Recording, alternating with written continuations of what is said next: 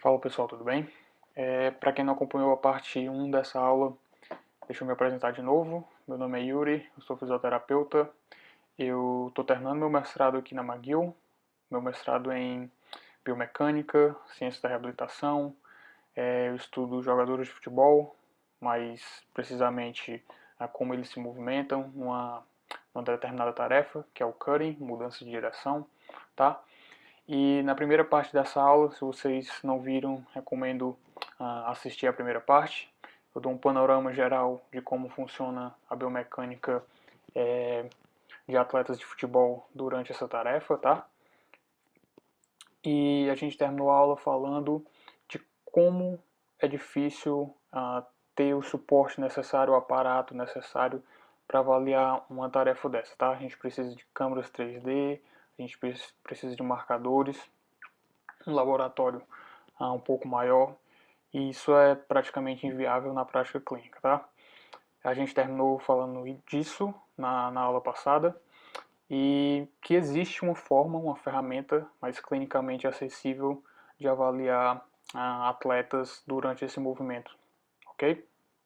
E hoje nessa aula eu vou falar um pouco sobre essa ferramenta, ok? Então vamos lá. Essa ferramenta é uma ferramenta que saiu ano passado, 2019, não conhecia ela, tá? A gente tinha uma dificuldade muito grande de ter ferramentas, a gente acredito que a gente não tinha nenhuma ferramenta avaliando especificamente a qualidade de movimento durante a mudança de direção, tá? A gente avaliava o movimento através de agachamento bipodal, agachamento unipodal, ou pelo o step down, enfim, através de aterrissagem, e tentava transferir isso para a qualidade de movimento na mudança de direção, tá?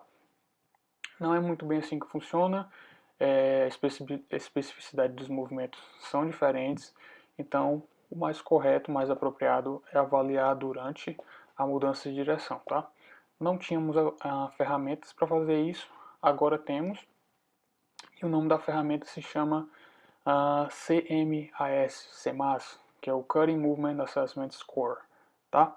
É uma pontuação que envolve 9 itens, tá? Então cada item avalia aí a qualidade de movimento de uma determinada posição quando uma pessoa está executando o movimento, e tem uma pontuação total de 11, tá? Como é que foi feito esse estudo? Foi num laboratório, onde vocês podem ver aqui. A gente tem plataforma de força, tem a posição inicial do indivíduo aqui. O que é que acontecia? Os participantes tinham que correr e mudar de direção aqui para a esquerda. Como é que foi feito isso? Eles avaliavam esses retângulos aqui, são câmeras, tá? De cinemática 3D posicionadas no laboratório, e eles também tinham câmeras comuns, aqui representado por esses triângulos, tá? A 0 graus, 45 e a 90 graus aqui, tá? Então eles gravavam o movimento pelos dois sistemas ao mesmo tempo, tá? E no final eles fizeram uma correlação dos dois sistemas para saber a validade dessa avaliação através dessas câmeras mais simples que pode ser feito na clínica, tá? Eu vou falar primeiro de como é composto a pontuação dessa forma de avaliação do CMAS, e no final eu dou o resultado do que eles encontraram no estudo, se realmente equivale ao 3D ou não, tá? Então vamos lá, a gente vai falar primeiro, a gente vai falar ponto por ponto dos itens dessa nova ferramenta, tá? O primeiro é em relação ao posicionamento de como que o atleta realiza a frenagem do movimento, como é que está a qualidade da frenagem do movimento desse atleta, tá? E como é que funciona essa pontuação mais precisamente?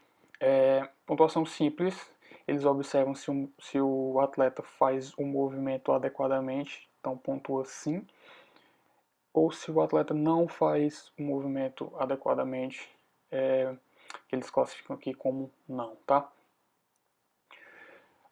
Pontuações altas, pontuações, na verdade, quando o atleta é pontuado, é porque a qualidade do movimento naquele determinado item não é boa, tá? Então vocês vão ver aqui, ó, que quando o atleta não faz o movimento adequadamente, ele é pontuado 1 esse item, tá?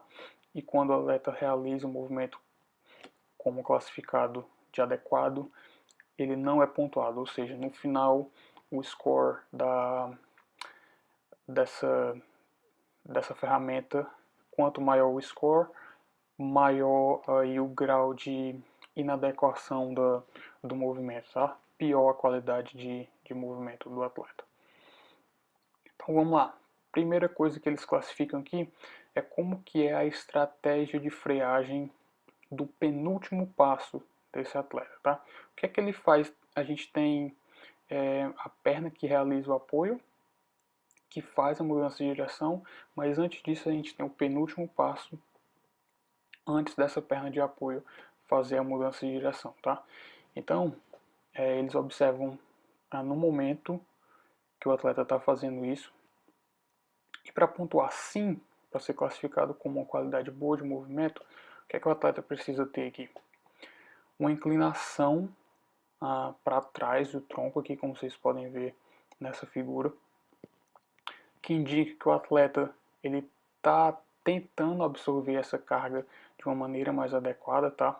De uma maneira mais antecipada, comparado com desse atleta aqui, que está fazendo meio que o movimento num espectro de tempo muito curto, está tentando frear muito em cima, e isso atrapalha aí na absorção de carga e não é considerado um bom movimento, por assim dizer, tá? Então, se o atleta tem esse pé um pouco mais para frente, o tronco aqui um pouco alinhado, o tronco um pouco alinhado mais para trás, isso é considerado sim, o atleta não é pontuado. E se ele faz isso com o tronco um pouco mais para frente, sem estratégia de freagem, ele é pontuado 1, não faz um movimento de boa qualidade, tá? Não tem uma deceleração efetiva, como eles colocam aqui, tá? Segundo item dessa escala, dessa ferramenta, como que está a posição do pé desse indivíduo, tá? Como que ele planta a perna de apoio no chão quando ele vai fazer a mudança de direção. E aqui é o contrário. Se ele faz um movimento com o movimento aqui é chamado, o item é chamado de plantar o pé mais para a lateral, tá? Se ele apresenta esse pé muito para a lateral, ele está jogando a força de reação do solo muito para a lateral, distanciando a força de reação do solo para o joelho, aumentando o braço de momento, aumentando o vetor de força aqui do momento externo abdutor do joelho, que pode ser um fator de risco, tá? Que a gente quer uma distância entre o pé aqui e o joelho um pouco menor, tá? Esse pé ele não pode vir muito distante aqui da relação com o tronco aqui, ok? Isso aumenta muito a força do momento externo abdutor do joelho, tá? Então, se você percebe isso no seu atleta, pontue ele como sim, e aqui ele vai ter 2 pontos no score total, tá? Se não, se é um atleta que faz isso mais alinhado, você pontua como não, ok? Próximo item é posição do quadril em relação ali no plano transverso, tá? Principalmente observar rotação interna do quadril, ok? Rotação interna do quadril é um componente do valgo. A gente precisa notar isso nos nossos atletas. E aqui, se o atleta apresenta mais ou menos esse tipo de movimento com rotação interna, ele é pontuado sim, ok? Diferentemente quando ele é pontuado não, que um alinhamento melhor no plano transverso. De novo, pessoal, isso é aqui uma avaliação qualitativa do movimento que a gente está tentando quantificar, tá? Isso é coisa de olho, não calcula ângulo e nada, visão aí, uma avaliação puramente visual, tá? São coisas que saltam aos olhos, que talvez existe muito debate acerca disso, talvez possa ser até mais importante do que ficar fazendo avaliação minuciosa através de ângulo, que a gente vai encontrar aí coisas que não saltam aos olhos, que talvez não sejam importantes de modificar, ok? Então aqui a gente tem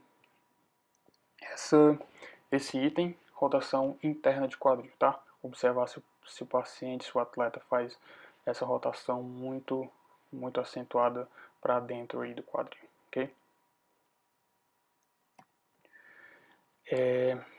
Próximo, valgo ao contato inicial, tá? Vai ter um item mais para frente do valgo durante a mudança de direção, mas esse valgo que é assim que o atleta toca no solo, contato inicial do calcanhar, como que está a posição do joelho dele. Se o joelho está um pouco aqui para dentro, pontua como sim, vai receber um score lá pro score total. Se está mais alinhado, pontua, não pontua na verdade.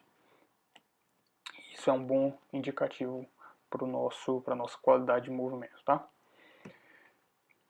O próximo, relação, a gente vai descendo. O próximo é em relação à posição do pé, tá? A posição do pé aqui é bem interessante porque o que a gente está procurando é um pé alinhado, aqui tá alinhado para frente. O atleta vem correndo nessa direção, a gente quer o pé alinhado para frente aqui. A gente não quer o pé nem desse jeito aqui, rodado para dentro, tá? Existem teorias biomecânicas tentando explicar por que isso não é bom. Nesse caso aqui, o pé rodado para dentro, a gente teria uma rotação interna da tíbia. Rotação interna da tíbia também levaria a rotação interna do fêmur, geraria um mecanismo de possível risco para o LCA em rotação, tá? E a gente também não quer esse pé rodado para fora também. Existe outro mecanismo também para lesão de LCA, que o pé para fora ele causa muita reversão. Essa reversão pode combinar com a pronação, e essa pronação pode levar a uma rotação interna da tíbia. Rotação interna da tíbia leva ao mesmo mecanismo lá que eu falei, rotação interna do fêmur, perigo de lesão para o LCA. Okay? Então, melhor cenário, pé alinhado, nem rodado para dentro, nem rodado para fora, tá?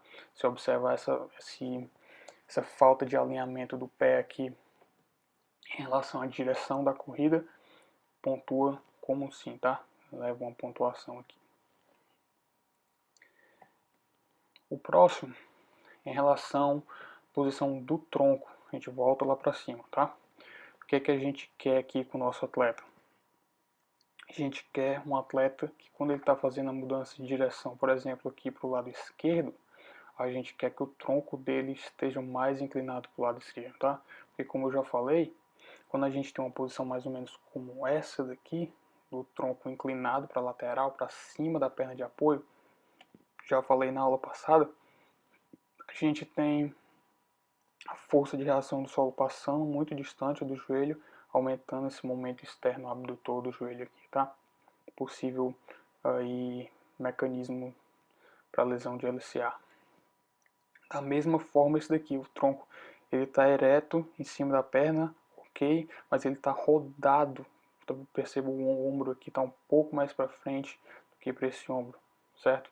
Então a gente não quer nem inclinação do tronco para a lateral e nem rotação do tronco para o lado da perna que está no apoio aqui, tá? E esse daqui é o tronco um pouco mais ereto. A pontuação dele, você ainda pontua ele como não sendo adequado, mas não é uma pontuação tão grande como a flexão aqui, a inclinação lateral ou a rotação, tá? tronco ereto ele tem uma pontuação um pouco menor, mas o ideal seria esse tronco aqui voltado para o outro lado, tá? Próximo é também sobre tronco, tá? Esse aqui a gente está atrás de um movimento que a gente chama de estratégia de quadril, tá? O que é estratégia de quadril? Quando a gente está fazendo um agachamento, uma aterrissagem, ou mesmo que a mudança de direção, a gente quer que esse joelho esteja um pouco mais flexionado, o tronco esteja um pouco mais inclinado para frente, porque aqui a gente usa muito mais o quadril, ok? E impõe menos carga, menos forças agindo sobre o joelho do que, por exemplo, nessa estratégia aqui onde a gente não tem inclinação do tronco, a gente não tem muita flexão de joelho, é uma posição mais stiff, tá? Que a gente não absorve carga tão bem como essa posição aqui de de maior flexão de quadril e maior flexão de joelho, maior flexão de quadril e mais flexão de tronco aí para frente, tá? Então, se ele apresenta essa postura aqui mais fora de posição de flexão, postura mais ereta, não é uma boa estratégia de absorção de carga, pontua como sim aqui, 1 para pontuação, tá? Mais um item, esse item também tem muito a ver com o item anterior, sobre o stiffness na mudança de direção.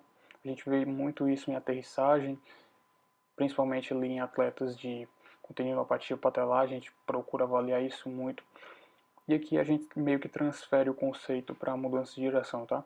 A gente não quer o atleta fazendo a mudança de direção com esse joelho com pouca flexão de joelho aqui, a gente quer mais flexão para absorver mais carga, tá? E melhorar esse padrão de movimento, ok? Mais um de valgo, a gente já viu um item falando sobre o valgo no contato inicial, esse é o valgo durante o movimento, quando o pé já está completamente fixo no solo, o atleta já está fazendo o movimento de mudança de direção, tá?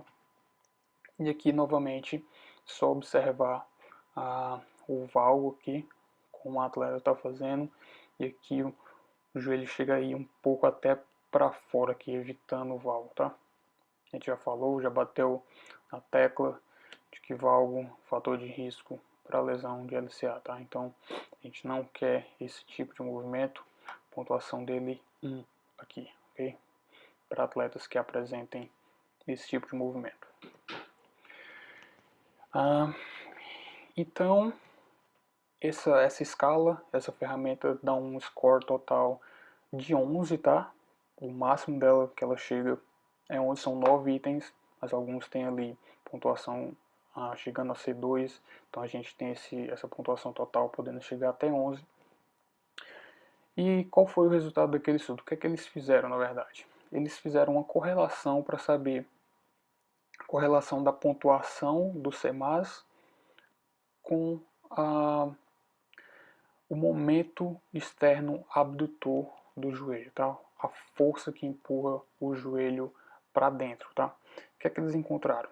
Correlação positiva aqui de 0,79, uma correlação alta, de que quanto maior o score na ferramenta, maior também o momento externo abdutor do joelho. O que isso quer dizer? Quanto maior o score, quanto pior a qualidade do movimento dessas pessoas, maior aqui a chance delas terem um momento externo abdutor alto do joelho também, ok?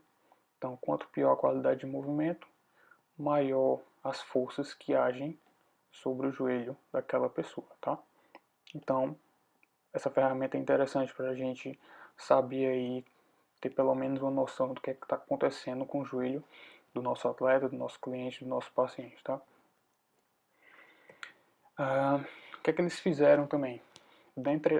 dentro da amostra deles, eles pegaram o terço que tinha a menor pontuação e o terço que tinha a maior pontuação e fizeram as médias para saber mais ou menos o que seria uma pontuação alta e uma pontuação baixa nessa escala, tá? Então, pessoas com pontuação baixa nessa escala, ou seja, pessoas com movimento bom, elas tinham em média ali um score de 3.3, tá?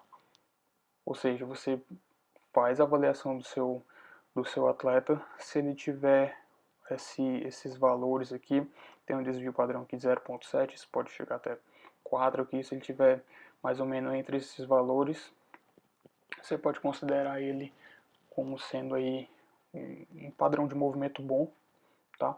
Tem uma baixa pontuação nessa escala. E indivíduos com pontuação alta, qualidade ruim, seriam indivíduos aí próximo dos 7, na pontuação 7 ou mais, tá? Respeitando aqui o desvio padrão também, ok? Então ali pontuação entre 4 ou menos, uma boa qualidade de movimento, score baixo, pontuação aqui por volta de 7, 7,5, pontuação alta, indivíduos para a gente ter cuidado, tá? Esse estudo é recente, a gente não tem estudo prospectivo checando se esses valores aqui eles são preditores de lesão, tá? Mas é uma coisa para a gente ficar atento nos próximos cenas dos próximos capítulos aí para literatura científica desvendar para a gente, ok? Mais uma vez obrigado. Sigam a gente lá no @facegroup no Instagram. Eu sou o Yuri, eu faço parte lá do Facegroup junto com o Nestor, com o Vitor e com o Paulo, tá? E também me sigam no Twitter, sou bem ativo por lá. Existem discussões científicas bem interessantes rolando por lá, tá? Agradeço para os que ficaram até agora e a gente se vê numa próxima ocasião, tá? Obrigado.